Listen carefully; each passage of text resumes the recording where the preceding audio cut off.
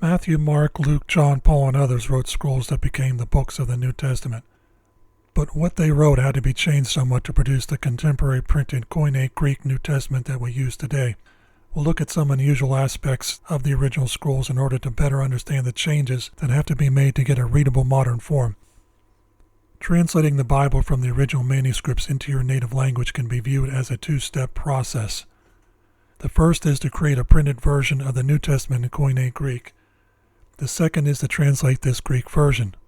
This video will look at the first step, specifically creating a modern printed Greek New Testament from an original manuscript. The printed Greek New Testament I'm referring to here is the United Bible Society's Greek New Testament and the Novum Testamentum Graeca, which are called the UBS and the Nestle Aland for short. Since the UBS and the Nestle Aland editions contain the identical Greek text, from here on out I'll just refer to our contemporary printed Koine Greek New Testament as the UBS New Testament or just the UBS. Of course, the UBS is what's known as an eclectic text. This means that a multitude of ancient manuscripts were compared against each other to determine the best variant when deciding the precise text of the UBS version instead of just one manuscript.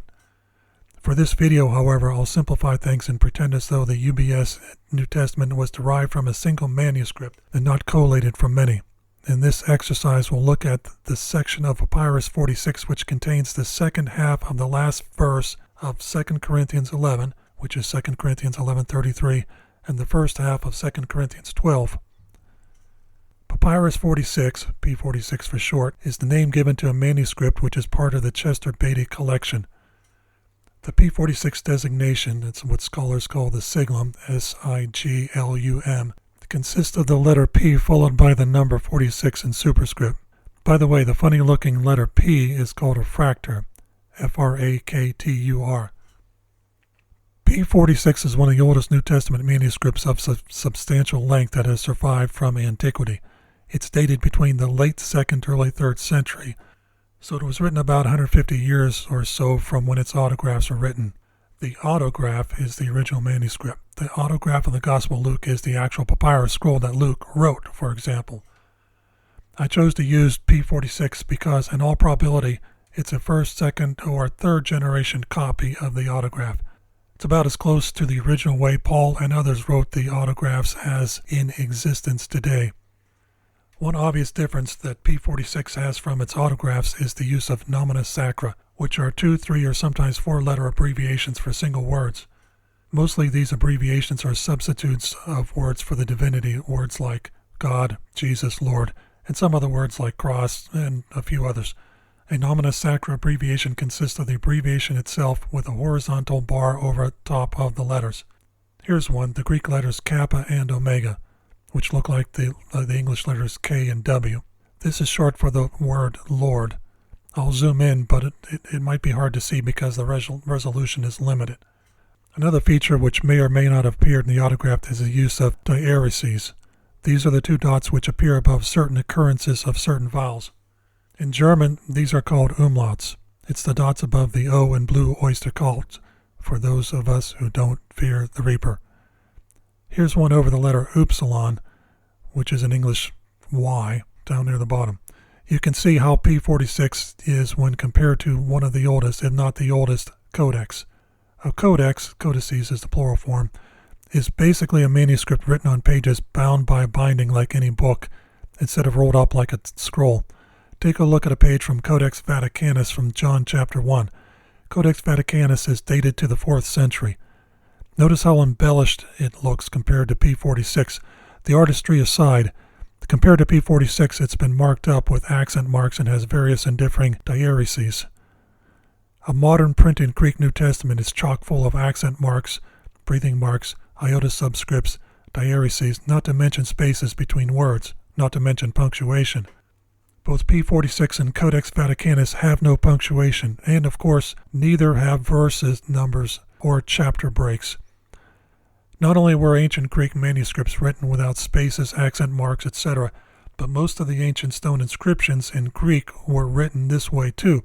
An example is the temple warning inscription posted in the temple in Jerusalem in Jesus' lifetime. In fact, ancient Hebrew was also written without spaces.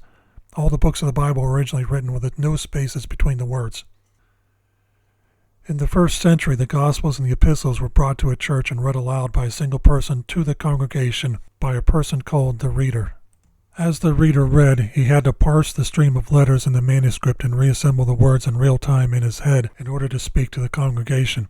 To speak intelligibly, not only did he have to parse the words, he had to figure out the correct accentuation, something which is necessary in Greek but not so much in English.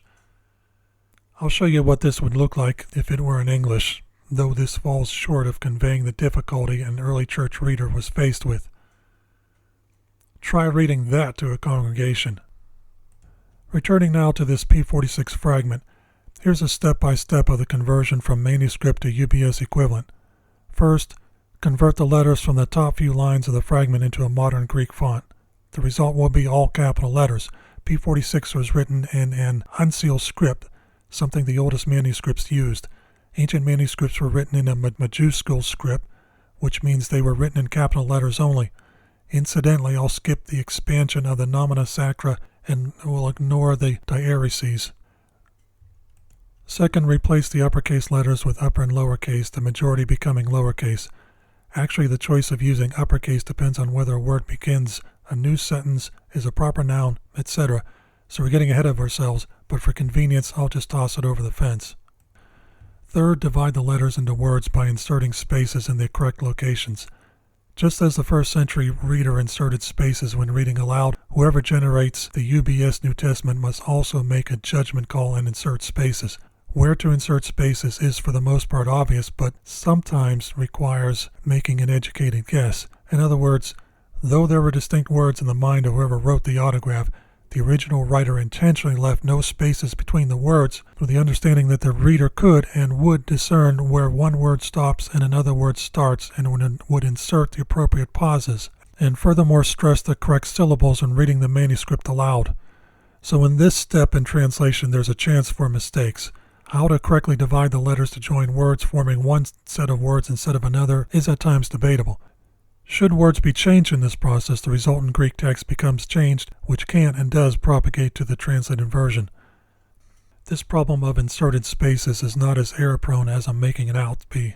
This step gets conflated with choosing between differing readings of the various manuscripts. Unfortunately, it's a job left to those who spend a lot of time reading the New Testament in Greek, and is not something the average Bible expositor is able to weigh in on. The fourth step is to decorate the words with breathing marks, accent marks, iota subscripts, and the occasional diaereses and whatnot. Then to add punctuation, of course, including paragraph breaks. This being done, the UBS text is complete, and the only thing which remains is to divide the sentences into chapters and verses. The Burmeister's New Testament, my translation, is available for download from GitHub free of charge. Go get yourself a copy. See you in the next video.